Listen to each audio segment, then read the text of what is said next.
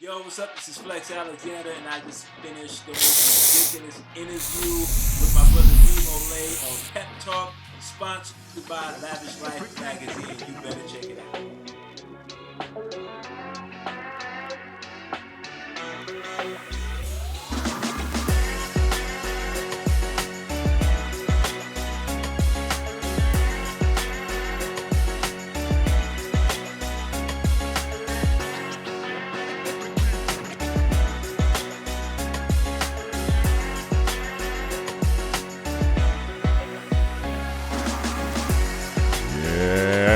Yeah. He's in the building today on Pep Talk. I got my boy Flex in the building. I'm so excited about this interview. This is going to be a good one. Welcome to the show, Flex. Thanks for stopping by, my G. What's going on? Yeah, I appreciate it, man. Appreciate it, man. That right there, that little sample right there, music, just made me homesick, man. Made me homesick for NY and hip hop, baby. You got homesick for a little while? Yeah, just for a second, right there, man. That beat, I just saw myself. I was on 105th, like, oh. It does that. It does that. It does that to me, for me too, because I'm in Pennsylvania and I'm from New York. I'm originally from New York, but I get it. I really get it, because some music you could just, it'll come on, or something to come on, or just take you back to New York, Yeah, won't it? definitely, definitely. You know what takes me back to New York? Now that we're on that topic, I want to talk about it. What takes me back to New York is when I think about the Halloween carts. You know, the food carts in New York, like the Franks. You can go on 42nd Street and get a nice, good Frank from Nathan's and things of that nature. You know, or a good pizza. You know, man, that's what I miss being out here in LA, man. It's no good pizza, man. it's no. You know what? I've gone to places and like, oh, it's New York pizza. I'm like, this ain't New York pizza, yo. This is Yeah. not New York pizza. And I remember them days with the cart, we called them the dirty water hot dogs. Them joints was good though. They was good. You gotta be from New York to remember that, the dirty water hot dogs. That's true though. And we survived it. Yeah. We survived it. Yeah, we used to always say as kids, not as kids. Yeah, I can say as kids because you know, back then, you know, I can reveal my age. I don't care. I'm 48, so back then I'm a 70s baby. So back then we used to ask questions like, where do they wash their hands at? Like, you know what? You know, but we still used to buy the Frank. Listen, I'm gonna be honest. We didn't even ask questions. We just like, yo, let me get 2 Franks, a sauerkraut, red onions, and a grape soda. And you were good. Good money. You was good for the whole day, and then walk for blocks and whatnot. Yeah, man, no doubt. Just walk for blocks. Where y'all going, man? We walking, man. It's summertime. Yeah. I remember walking from my building, you know, in the Bronx. I lived on like off of Tremont, and we walked from there all the way to Fordham Road, man. Wow, I know Tremont. So, ladies and gentlemen, Flex just told y'all he's from the Bronx. I know Tremont, Bronx, New York, ladies and gentlemen. We're talking about. I know Tremont.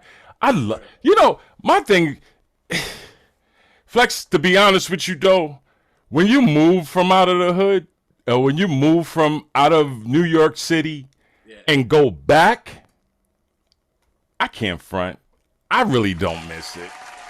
You know, not in this generation now. Yeah, now it's different. Like when I first left, I would go back all the time. Like I mean, even in like 2007, my wife and we took the kids.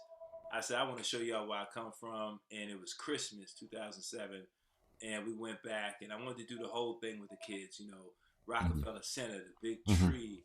Take them to FAO Schwartz and all that. And, you know, their little California skin couldn't take it. They both got sick. Yeah. But I took them up to the Bronx. I took them to my projects, man.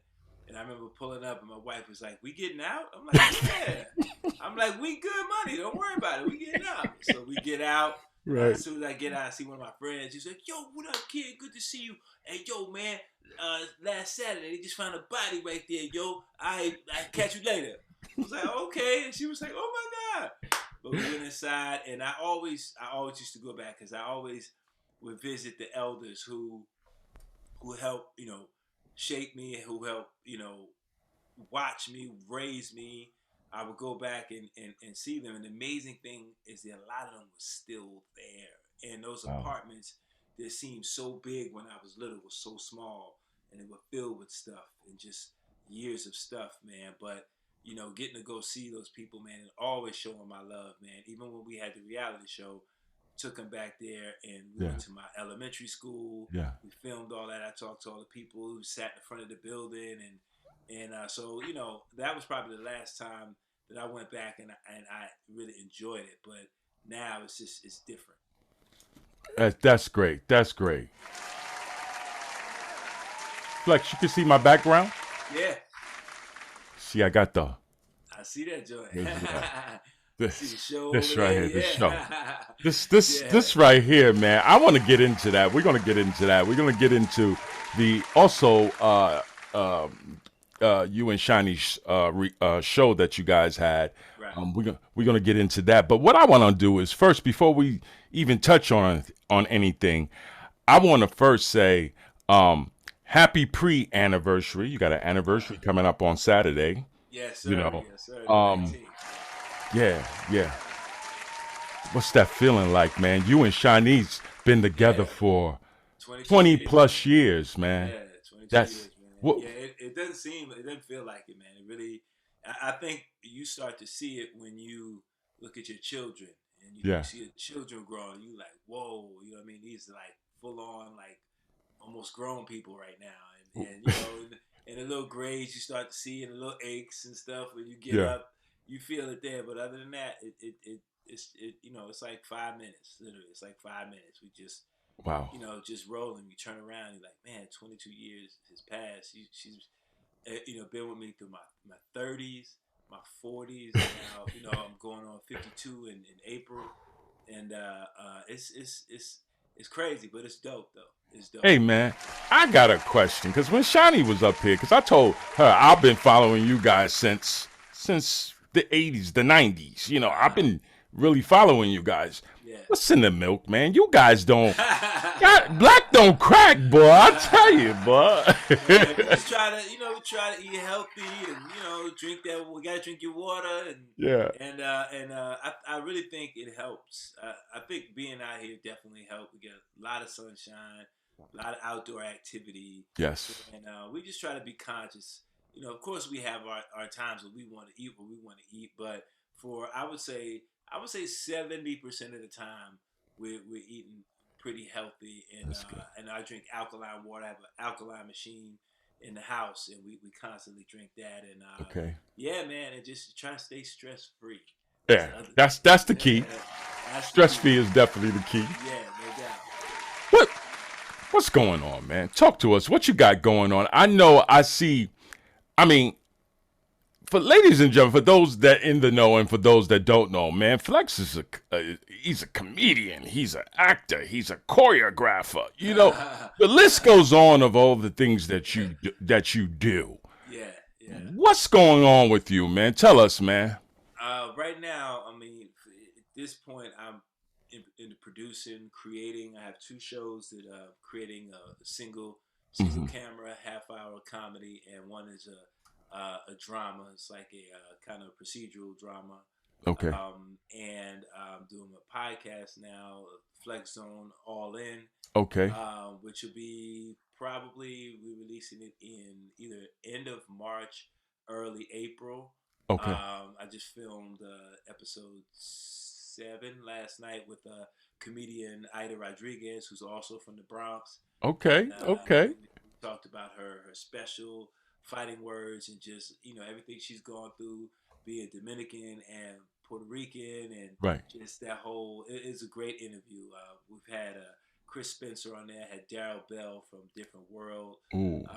and my co-host Buddy Lewis and Cornelia Stradwick.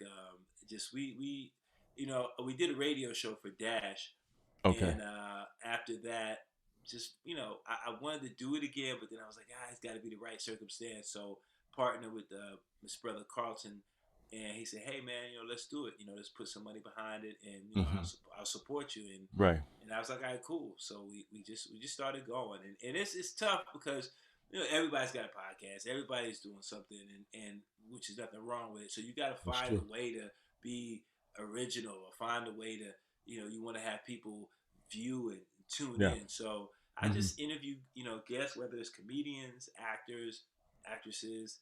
Um, we just talk about real stuff, man. I'm Yeah. not. It ain't no a dirt podcast. Let's get into the. I don't do Yeah. that. I keep Yeah. everything on a high vibration, and I just want to have fun. Whatever I do, I just want to have fun. So I'm just trying to do more producing, and I'm back on the stage doing stand up again, and Wow. I missed that. So yeah, those are the things that are going right now. And I can't say fully, but I I'll just say that one on one is in the future. So that's all I can say. Oh, that's great. That is good to hear. Yeah. That was going to be my follow up question is about one on one. I'm gonna be honest with you because I see that you guys have been back. They got you guys back on Netflix. Yeah. Yeah, on That Netflix rather, that's been right? huge, man. That's been huge. That that has given us a whole new audience. Now we got the Zennials. We got the young. It's been a great thing. I'm so thankful to Strong Black Lead, Yeah. who really spearheaded that, and Hmm. got shows like Us and the Parkers and Alicia. Yes. Shows on and Half and Half, because that era of television. We had it was like what can I say? It was a twofold situation. It was so great because there was so many black shows on the air, but then you had people who Definitely. complained and Yeah. said, "Oh, it's the N network and it's the," and I'm like, "Listen, y'all ain't happy when we have it, and then you mad when we don't have it. Let's Hmm. just celebrate it." A lot of people made great money, and we had great content, and it showed that we're viable in the TV world, we're viable in the film world because a lot of people went from those television shows to do great films, and Hmm. you look at Monique doing Precious and other great films, and Yeah. so many Terrence Howard, so many people. So I was thankful for that era. Me being on UPN from its inception, the first go around with Homeboys in Outer Space, Mm. I did that, and then going on to obviously to one on one. So I was thankful for that, and I'm thankful that it's back. It's on Netflix, and it's given us a whole new audience. Oh man, it's not. That's dope. That's super dope. I went through your catalog. You know how you look at everything that a person has done throughout their whole career, and I looked through your category. All your categories are from television to film, and I said, wait a minute. I must be not up on my game because he has a. I'm talking about it. Just the list is just. Yeah, it's yeah, it's a lot of stuff you have done, and yeah, from the Parkers, to Juice to Money Train to yeah, Sister Sister, yeah, yeah, CSI. The list yeah. goes on, and tell me what's different about today's uh uh film now. Today's how can I say this? What's different about today's generation of film to from back in the day I think film? I think now, and there's nothing wrong with it. I think now with the advent of social media, I think it helps and it makes it a little easier to put yourself out there and Hmm. um, become this star or become popular or whatever. Hmm. Um, Back then, you didn't see what somebody did every day. You Right. weren't tuned in every day to what they did. It was a mystery. Hmm. There was a you could have your life, and Hmm. people saw you when they saw you on screen. Right. We and again, it's not that they don't work hard now. Hmm. I just think now, which you adapt with the times, or you get left behind. I just think now you can go boom. All right, I got this project. Boom, let me put it up, and you can get instant reaction and instant feedback. And back then when we were doing TV, my first TV experience was 1991 with the Uptown Comedy Club, which we shot right out of Harlem. Mm-hmm. And then I did a show called Where I Live with my good friend Dougie Doug for ABC. Mm-hmm. That was my first television show, network television show for ABC. So I was doing both of those shows, and it was different. I still remember when I got the show for ABC how blown away I was, because I came up looking at TV, ABC, all the shows, and I just remember in the cab ride heading home, or heading back to the hotel in LA, and I was like, yo, I'm gonna be on TV. I'm gonna be in front of millions of people every week, and I just remember that feeling like, yo, this is what I wanted. So I just think the difference is you really had to go hard with your, how should I say it, with your craft, your skill. Again, not saying that you don't now, but you really had to come in and do the work and just kind of prove yourself. And the work spoke. You look at actors and movies that they've done, especially back in that time, man. You had some, of course, Denzel is always great. Sam Jackson, and we had the movement with Spike Lee, and those movies will live forever because it's true. The work that was put in. I think the movie Malcolm X would be different if they redid it now than it was. That the impact would be different. But who? Let me ask you a question. Don't mean to cut you off. Yeah. Who? If they was to remix Malcolm X, who you think would be perfect to play Malcolm X? Oh, I play him. All right. Yeah. You did do Michael Jackson now. we ain't trying to think about that one. Yeah. But let me explain about that one. So that one came about. I get a call. Hey, VH1 is doing this movie, Michael Jackson, whatever. And they want to see you, and I'm like, you sure they want to see me? You didn't know I'm 6'4"? Right. I went. I met the director, the producer, wonderful guy, great guy. He just was saying, "Hey, I this isn't about trying to, paint Michael in any negative light. Right. We're just using kind of roundabout, deposition stuff, and we just want to look at the other side of him and all this stuff." And and I honestly didn't pay it no mind. I went. I was like, "All right, cool." I sat down. We talked. Boom, boom, boom. I was like, "All right, boom." Mm-hmm.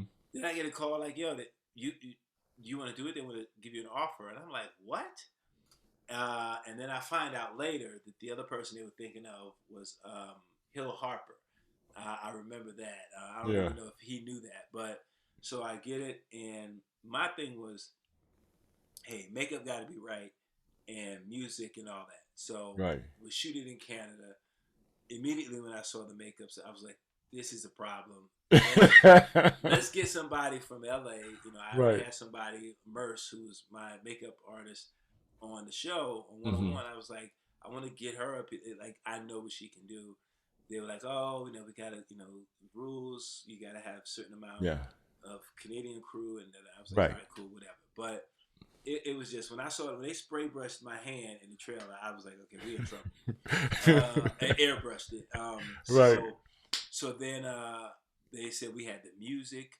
I did all these great performances to Man in the Mirror and all the songs, and then halfway through they came to the trailer and was like, we're not going to be able to use the music. The lawyers, they couldn't approve it, and I was just like, oh hell. And so it could have been better, but at the end of the day, do I regret it? No, it's work. As an actor, you stretch yourself, and that was definitely a stretch for me.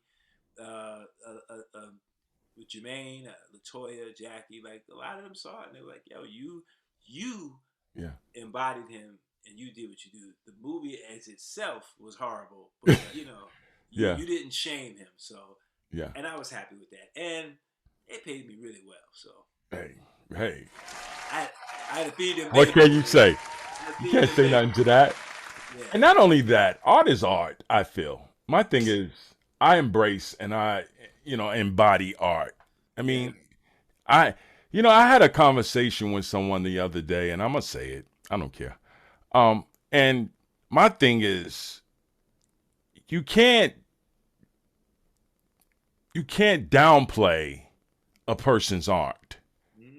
If he's putting this out and if he's saying this is my art, Hmm. a lot of people tend to downplay it and try to talk bad or to have their Yeah. negative comments or whatever.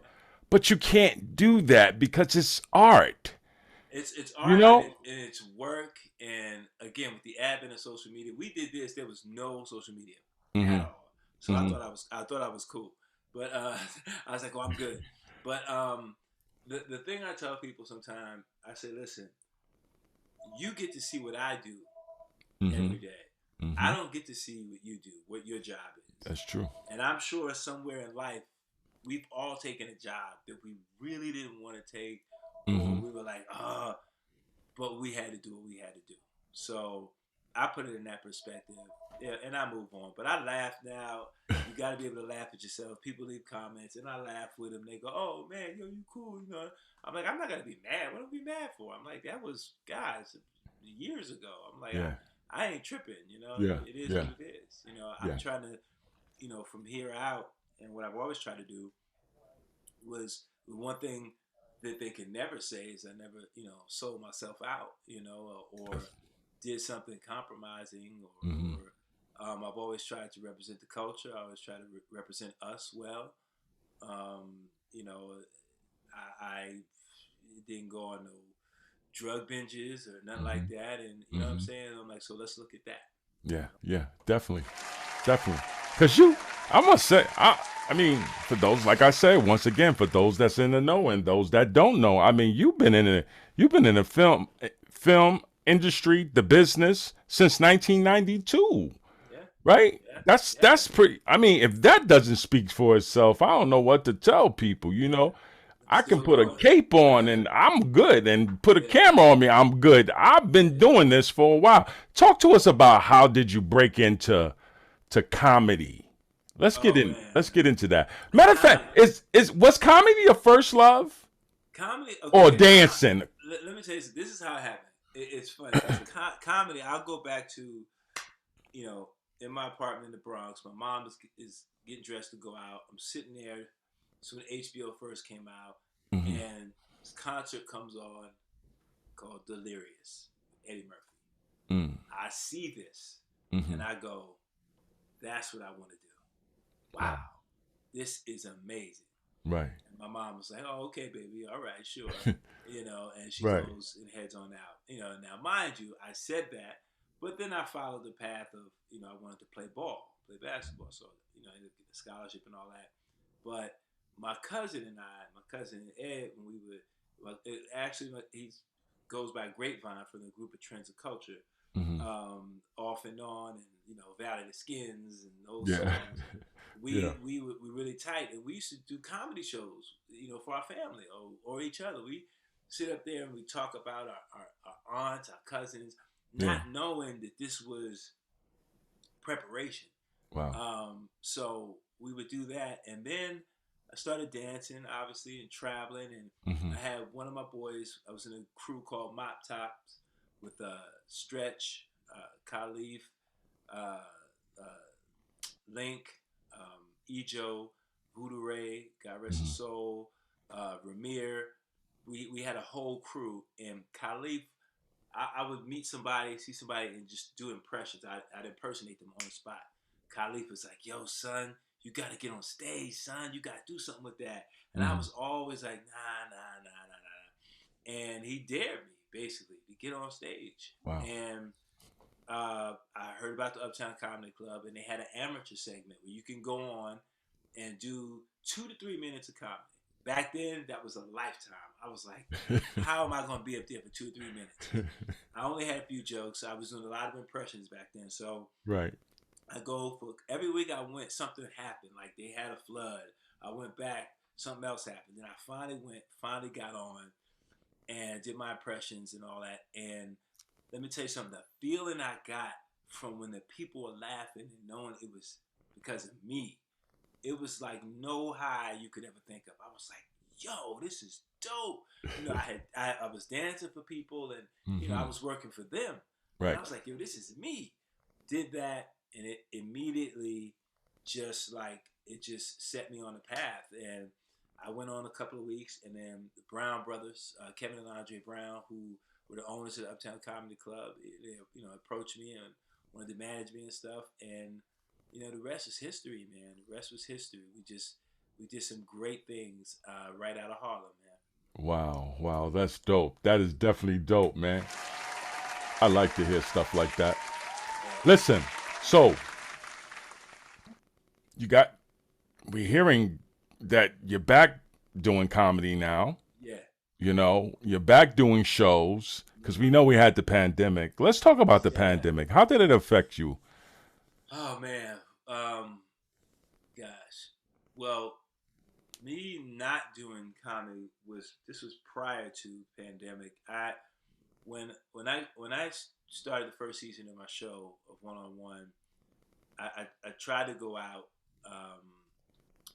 My wife and my daughter was young then, and we went to, I forgot where I was performing. It was like Florida somewhere, and we went, and it was a lot, and I knew that at least 3 weeks out of the month I was going to be gone. I said, okay, do I want to do that? Because I'm going to turn around and my daughter will be 15, so and I won't know her. And I made a decision, and I was making the money, and I was like, well, I don't really need to leave and chase that. Leave on a Wednesday to come back Sunday to turn around. Right. I was like, I don't need to do that. I look back now and say, man, did I make the right decision? Because there's a generation that you miss of people that you know you could have just added on a bigger following. Right. So that's why I stopped it. So I had stopped for several years. Then I had pop-ins. I would halfway come in and stop, halfway come in. But 2018 is when I really got back. My good friend, writer, producer, comedian Chris Spencer said, "Yo, man, what do you got to get back on stage?" And even prior to that, I would be at a spot in L.A. called the Comedy Union. I'd see Kevin Hart, and he'd be like, "Yo, what are you doing, man? Get your ass on stage." So Chris was the one that was like, "Yo, all right, you know what? I got some shows. You coming with me?" And literally, it forced my hand, and it made me get back on stage, which I missed. I had so much more to talk about. So 2018, boom, was getting going again. 2019 was on fire. Right. I was back up to doing about an hour and a half of comedy, strong comedy. I just felt confident. We did a show in February of 2020 in the Bahamas. Had dates booked, and I had some people approach me about putting up money to shoot my own special. Right. And I was like, yo, let's do it. Obviously, March happened, and there you have it. So you go from that high, that extreme high, to like, here we go, then to like, yo, what the heck, man? And it just really mentally put you in a place of like, man, what, like you had to force yourself to figure it out. And my wife and I, being home, and the amazing thing was we worked the entire pandemic. Obviously everything was virtual, but we worked. I was DJing. I was doing people's parties. I was, doing whatever. She was doing concerts on Zoom. That's what's up. Yeah. And we were making money. I was like, yo, wow, this is deep. So, I'm just getting back on stage. I got on about 2 months ago, and been popping up here and there, and because mentally I was trying to recover, man. I really and then with everything happened, and then we caught COVID in October. Oh. So I was like, do I want to be out there in them streets like that? You know what I mean? Yeah. So, but I'm like, at some point I have to gotta get back to living life and doing what I love doing. And I love stand up, man. I love it. Like, once you get going, like, it's nothing like it. I mean, we're in a different culture now with cancel culture, with everybody is super sensitive now. It's That's not true. Like it was. Yeah.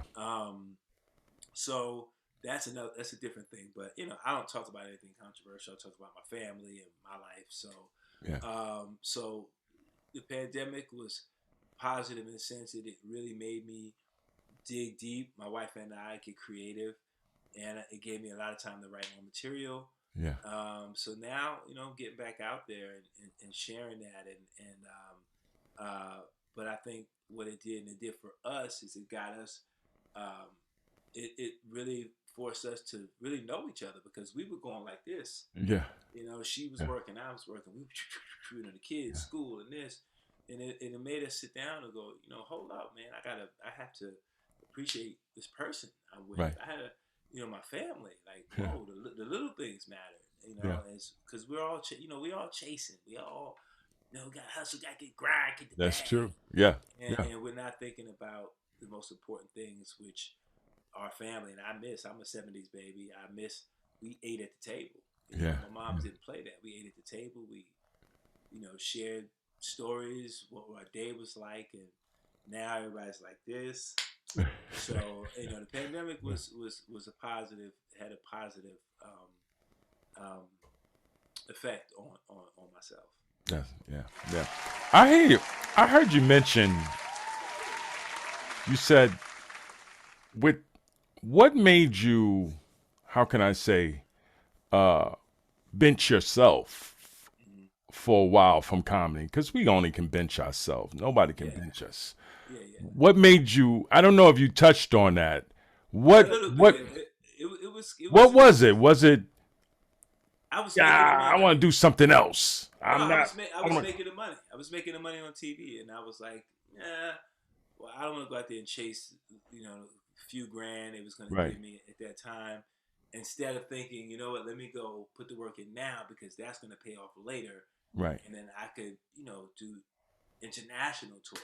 Mm-hmm. I could have gotten to the point where I'd done, stadiums at some point, or, because I was in that whole era of Martin, Chris Rock, Dave Yeah. Chappelle. Like Mm-hmm. me and Dave, I used to run with him around New York, Boston Comedy Club to Comedy Cellar to all these places, Mm-hmm.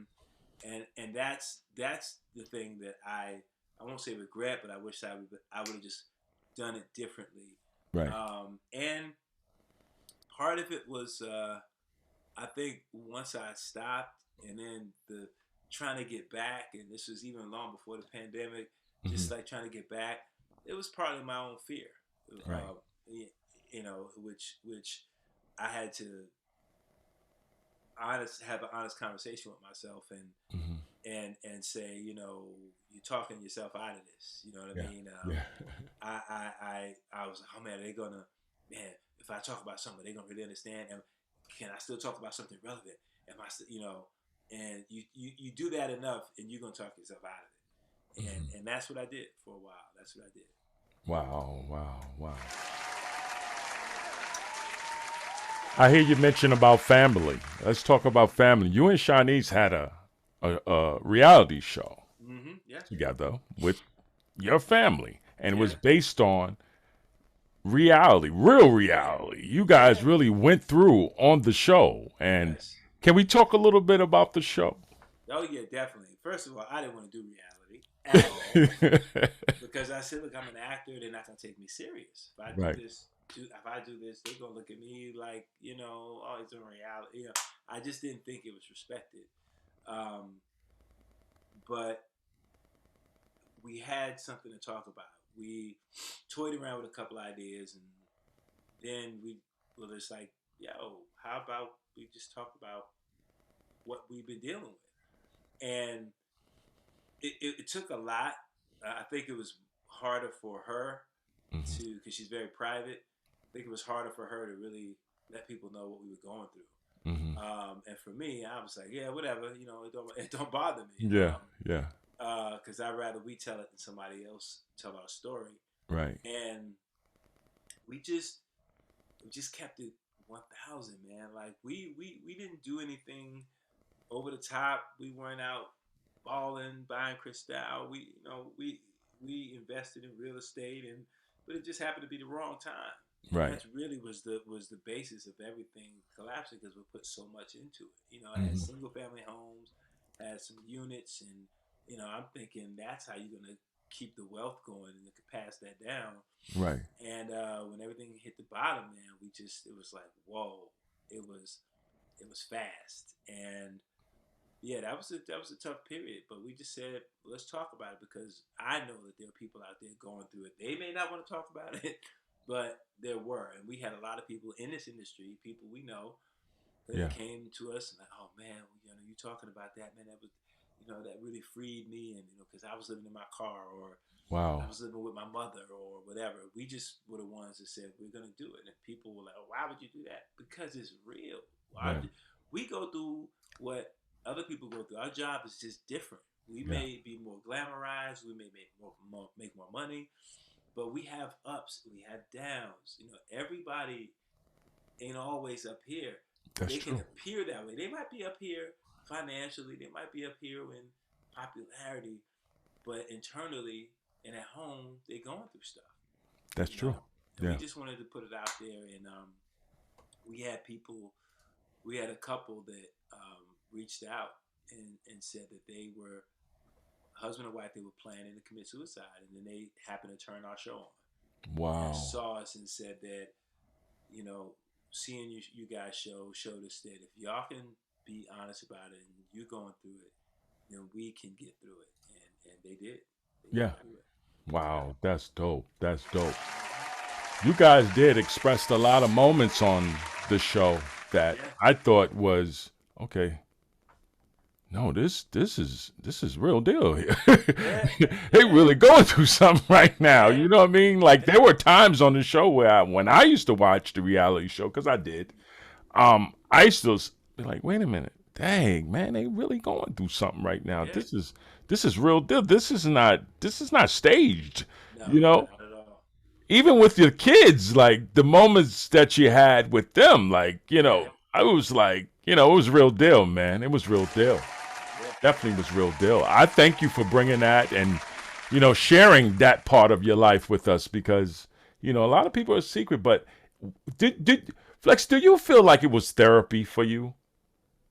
Yeah, definitely in a way it was therapy. It You know what I definitely, mean?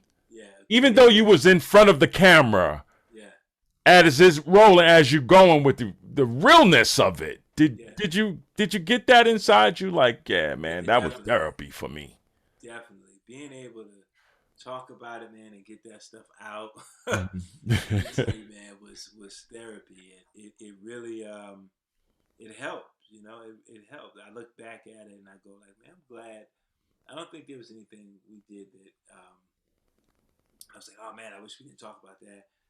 We talked about what we wanted to talk about. The only thing, like the last season, things had changed, and that's when it started getting a little more, you know, about other things, Yes. advertisers and this and that, and it's just like this ain't it. This is not real. This is not who we are. This is not part of what this journey was about. Right. And then they made changes there, but we definitely appreciated on network just for the opportunity. Yeah. It was the first meeting we took, and it was the last meeting. They let us leave without doing that deal. So Right. we appreciated it. But yeah, I'm glad we did it, and it was therapy for us, and I'm glad that it helped the people that it helped because Yeah. there are a lot of people that it helped. Oh man, that's dope. That's dope. Yeah. Would you do it again? No. He said no. I'm not doing No. reality. Yeah, see, that's what I wanted to hear. Yeah. That's what I wanted to hear. You walk down that street. Would you go back Yeah. down there if they jumped you? No. Yeah. Nah, I'm good. I'll produce documentary or stuff like that, but nah, I'm Hmm. not doing that. No, okay, okay, that's good to know. Listen, Flex, I'm gonna be honest with you. I asked the same question, like in another way, with your wife. You guys are Uh-huh. power couples, man. Um, and I must say, y'all one of the up there on my list from Jada Pickett to Will Smith and them. Y'all up there. How do you guys juggle being in Hollywood, making your love work, things of that nature? How do you juggle? I mean, we just you got you make a decision to fight for it. You Right. make a decision to, this is what we're doing, and no matter what, we gonna communicate. We gonna work it out. We Yeah. talk about everything, and you got to have two people that are willing to do that. Sometimes you may have one person who's not, and Right. ready to give up. But I could say I got a great thing in my partner and my wife, and because she's special, man. She's a different kind of individual, and she she's helped me become a better man, a better husband, father, Hmm. and Hmm. because I didn't have my dad there, so I'm basically training on the job. Literally, I'm training on the job, Training and on the job. That's what I'm and talking about. yeah, and both of us, obviously her not having Hmm. any kids or anything, or it's like we're both saying we going in like, yo, we about to do this, Yeah. and that's what we do, man. We take every day as an individual day. We stay in the present. Try not to go too far ahead or look back. Yeah. Just keep it present, man. That's really. There's no magic. There's not. People like, man, it must be perfect all the time. No, it's not. There's times I come downstairs because she getting on my nerves, Yeah. and she'll go upstairs because I'm getting on her nerves. That's the beauty. So That's the it's beauty. real. Yeah, she watch her Yeah. her housewives of Potomac, and I'm downstairs watching documentaries. That's dope. But you say when you said because I've been with my wife for 19 years. Hmm. We've been together. We've been married for I'm gonna mess this up, but 14, 15 years. Yeah, Yeah, you better learn not that, wrong. brother. Yeah, yeah. I'm gonna hear it, but when you said it's not it's you pretty much said it's not a magic wand you have when it comes to being married and know what to do. Right.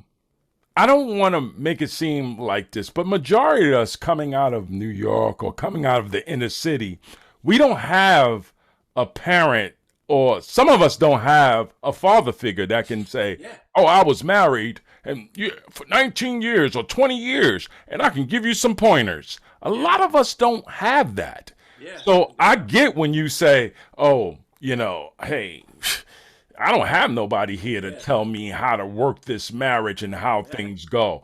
This Yeah. is where I also get into with my kids. I try to tell them, listen, I'm going to give you the best advice that I can, Hmm. and I'm going to guide you the best way I can. But Yeah. what I don't have is a book on life and how to guide you and what I'm supposed to do. I Right. don't have that. Yeah. So everything that I do is off impulse or feelings or however I'm running it, that's how it is. Yeah. And that's just like Yeah. I That's look at we little. listen. We have it again. It's on the job training, man. I didn't Mhm. see my father. I saw my father. I was 5. I saw him again when I was 18, right before he passed. Wow. So I had to figure it out. I had Yeah. two strong women in my mother and my grandmother. But I'm sorry, a man needs a man. A Yeah. boy Yeah. needs a man, needs That's a father facts. there. Like That's I'm not. facts. It's not taking away anything from what Yeah. these our amazing grandmothers and mothers did, Yeah. but we need that. I Yeah. can't go to my mom. When I'm losing my virginity, and mom, what about? I can't go to my mom if I need to tie my tie, or just examples. Those are just hypothetical examples, but I needed that, and Yeah. it's something that I think a lot of the trauma that black men hold in and deal with as they get older, and we suppress it, Mm-hmm. and we don't deal with the fact that we missed that, because when I finally got to see him and he was sick. Before that, I was angry. I said, I'm gonna go ahead. I'm gonna tell him. But once I Hmm. saw him, all that went out the window. I was like, Wow. yo, it's my father. I just want to say, your dad, your pop. Like Yeah. I just want to say that. And he apologized, and we just, said, hey, it's a different time. I was this, I did that, but I just know that I loved you, Yeah. Yeah. and I saw him. And when I saw him, I went back home, and later that week he passed. So I think he Wow. waited to at least be able to, Sorry to hear that. to tell me that. Yeah, I mean, it again, I held on to this anger and it went away, and then when he passed, I got Yeah, angry again. Like, yo, yeah, you yeah, cheated me, man. Like, you yeah, cheated me. yeah. But It's it took me time. it's when you speak about that, you speak volume to the same kind of like the same situation that I had with my dad. My dad, wasn't there for me. Inner city kid who was raised single parent by his mom, and he Hmm. really wasn't there. Like he Hmm. wasn't on board. But like I tell my kids, I said, listen, my dad was everything to me. He was a hero, even though he wasn't there. He Yeah, still was a hero. And I don't know if it was me being the innocent child looking up to my dad and like, my dad, that's my yeah, dad. You can't say nothing bad about my dad. When yeah, he passed away, I'm sort of like you. I said, man, I'm going to that hospital, man, and everything that I can tell him, I'm going to tell him. yeah, But when I got to that bed, the only thing I could do was reach for his hand yeah, and say, Dad, no matter what, I still love you. yeah, yeah, And the thing he said to me was, I know, son. And that was it.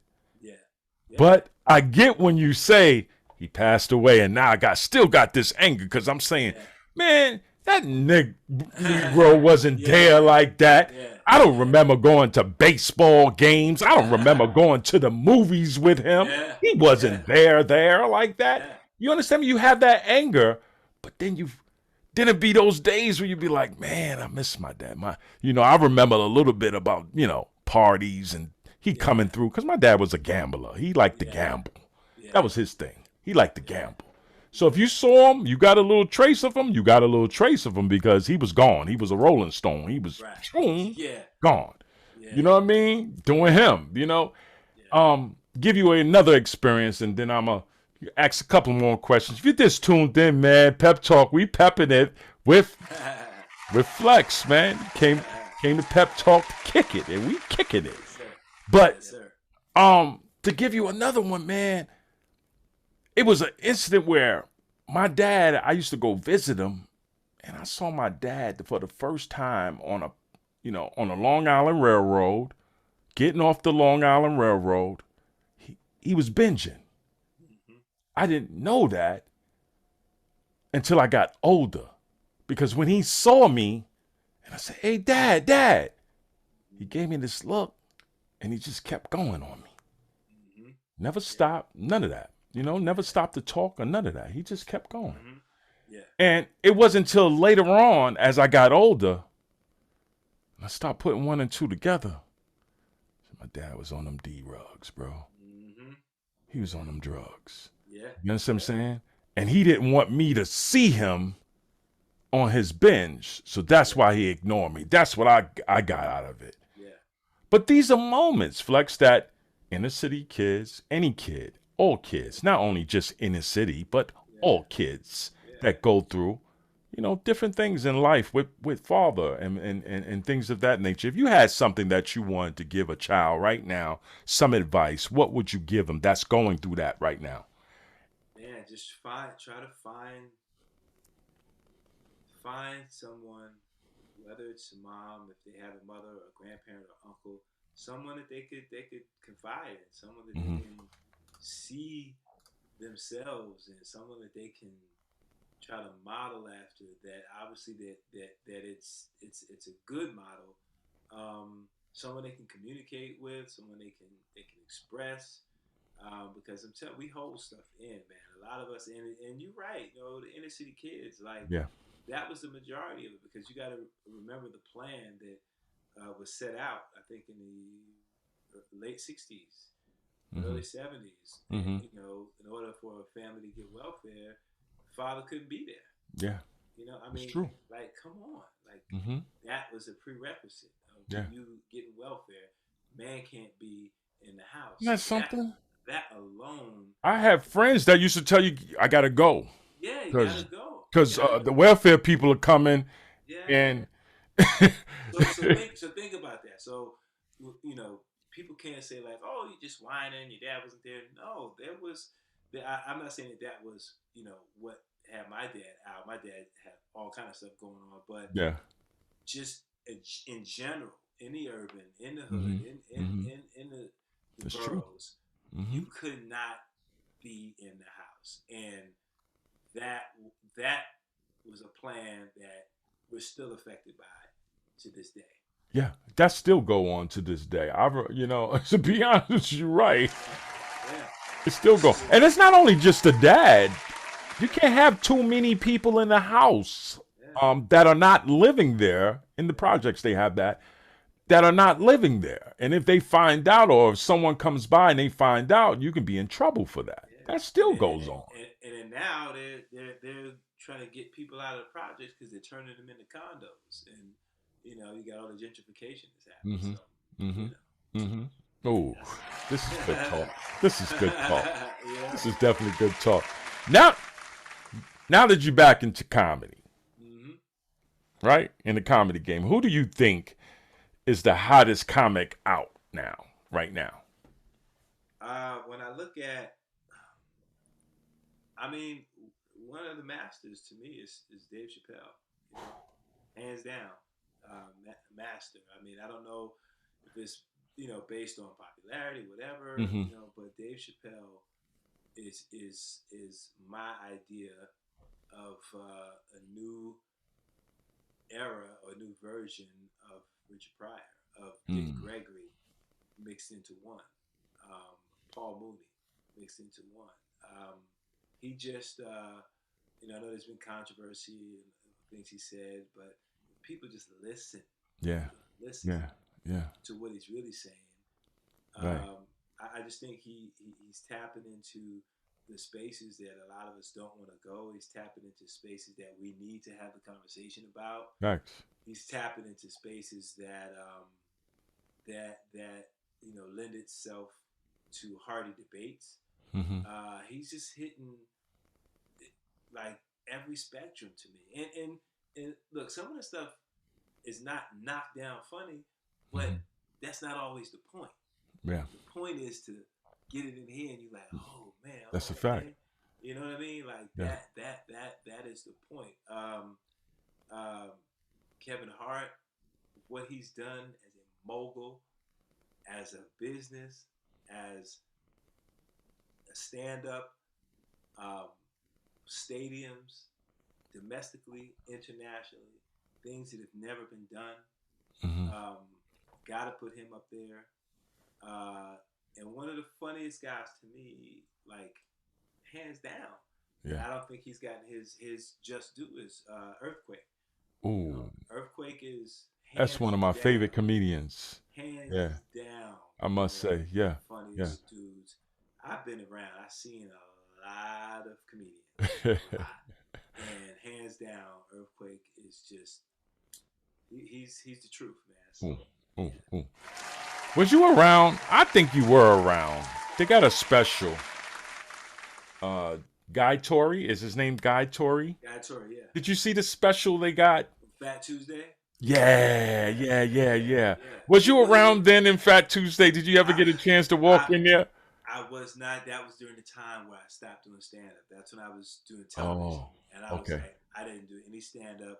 Because I had people hit me up, yo, why wasn't you on it? I said, yo, I had never been to Fat Tuesday. I had never, not even to just go and watch. I had never been. I had never done stand up there or anything. I had completely stopped.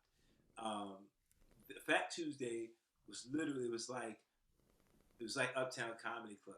What we were doing on the East Coast, Mm-hmm.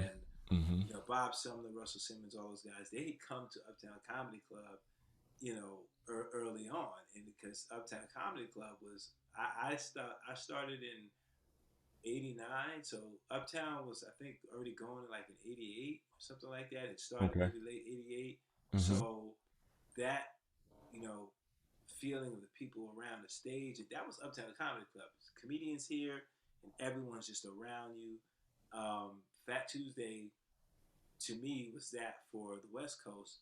Right. But the great thing about that is so many things happen for so many people out of the Comedy Store because that was a comedy club that traditionally didn't really, it wasn't fully lending to having a lot of black comedians early on. You had a few. You know, John Witherspoon was like the only black host. You know, one Wow. of the first, and Paul Mooney, Richard Pryor, but Right. it wasn't like the influx that we have now. So I salute them for highlighting that. We need one for the Uptown Comedy Club for sure, because the Yeah. Uptown Comedy Club, we got on TV first. We did sketches. Hmm. We did, comedy. We had musical guests. We had it. I was talking to Uncle Luke, man, Luke Skywalker, man, Yeah. the other day, and Uh-huh. I remember they were there.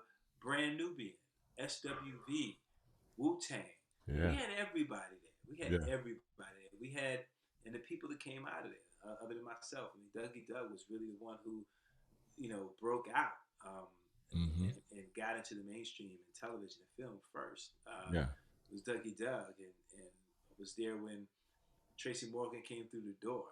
I was one of his mentors, and even though I don't get that love, Right. Right. he'll shout out Martin and he shout out other people, but and that's no shade, but I was there. I was on the Yeah. road with him when he got pushed out of his room and he's in the hallway in his red drawers. Knocking on my door, yo, Flails, I'm out here in my drawers.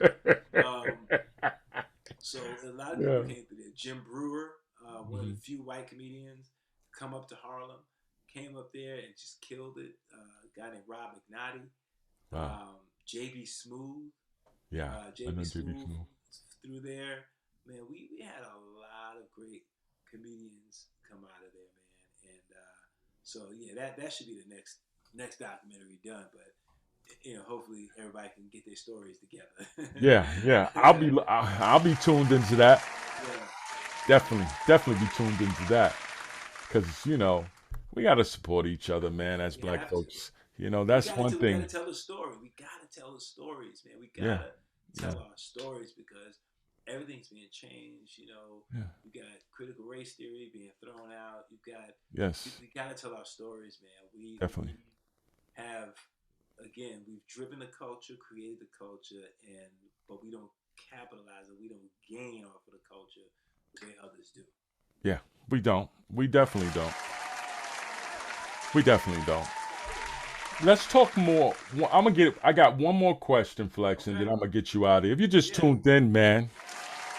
Once again, I say it once again. Pep talk. We got an iconic brother here. I say he's iconic. He has done so much in the game for us as our culture and for the culture. He has done so much, and I'm really appreciate him stopping by Pep Talk. I must say he's here today. He's here today. Let's I want to talk more about because you did mention um you did make mention about comedy. You made mention about music, and we talked about choreographing. Mm-hmm. A little birdie told me, and I don't know how true this is. Did you choreograph for Mary J. Blige?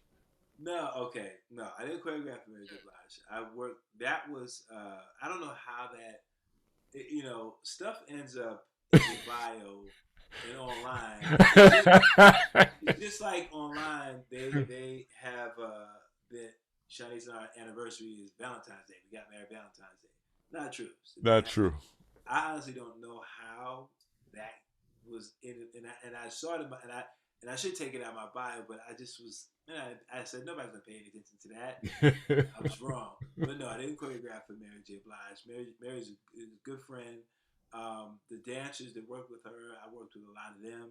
Uh-huh. The choreography was Big Les, was Lorianne Gibson later, Hmm. Marilyn, Carolyn, Shane, like that whole crew. That was all female driven. So no, I Mm. choreographed. I was a choreographer for Salt and Pepper. Okay. I did video, choreographed the video, and danced in the video with my boy. He was the lead choreographer, Peter Paul, who was also part of Mop Tops. Okay. That was a video called Fly Girl, which Omar Epps was dancing in that video. Okay. Because he was in a group called Men of Vision or something like that. Omar Epps? Wait a minute. The actor Omar Epps? Go look up the video Fly Girl Latifah. You're going to see him dancing. Oh, no. I got to definitely go look at that. I know that's probably dope. Because, I'm going to be honest with you. I know you got soul. Eric B. and Rakim, they said, I know you got soul. So when you got soul, man, I wouldn't put it past that he probably killed it, Man, you see it, go look it up. You're going to see him drop all the way down. Yeah. But she was a dope dancer too, Flex. Oh, yeah, man. I did my thing, man. I did my thing. I loved it. I loved it, man. It was nothing better than dancing in the video where you love the song. Like Crystal Waters, Gypsy Woman. Like that da-da-dee-da-da-da. I got that video, myself, Khalif, and you was in that too, Paul. Yeah, we got in that, man. Because a lot of times you would get videos that you ain't really like the song, and you got to go in there and like fake it. Yeah. That I did the Chill Rob G version to I Got the Power. Salt and Pepper, Do You Really Want Me, Baby? I didn't do the big songs like Push It and all that. I came just after that. But you was on the stage when they did live concerts. Yeah, I danced with them for probably about 5 years, man. Like with Salt and Pepper. Yeah, what was you guys' relationship like? Talk to us about that. Those are my sisters, man. Do y'all still speak to this day? Still to this day. Wow, that's dope. Still to this day. They were so supportive. I started doing stand up, and they would come to the Uptown Comedy Club, and they would watch me perform. And then one of them, I can't remember who made the suggestion. They said, "Hey, why don't you open up, before we come out?" I was like, "Okay." So I would do 30 minutes of comedy. I would go back, change, put on my dancing stuff, come out, and then dance. Wow. And they were so supportive. And I remember when my stand up and stuff started to kind of get in the way and started to take over, and I called Cheryl Salt. And was just like, man, I don't know what to do. And she said, brother, listen, let me tell you something. You're gonna be all right. You're gonna do what you got to do. This was just this was a bridge for you to get to that. And they were just so supportive, man, all the way around. And I cherish that time. I cherish that time a whole lot. I'll always be thankful to them. That's what's up. That's dope. That's definitely dope. Well, Flex, we're coming to the end of our show, man, and I want to say, man, I thank you for stopping by. Let everybody know where they can get your social media handle at. I mean, where to find you at on social media, things of that nature, man. You can follow me at FlexAForeal, FOREAL. That's on Instagram, on TikTok, and on Facebook. I'm Flex Alexander. And come rock with me and wifey. On Instagram and TikTok, where I spin up, play classics, DJ the classics, whatever, house music, reggae, whatever, and Shanice is the best hype wifey in the game. Yes, I must say, I agree with you 100%, 100%. And also, I want to know let everybody know, you got anything up and coming that's new?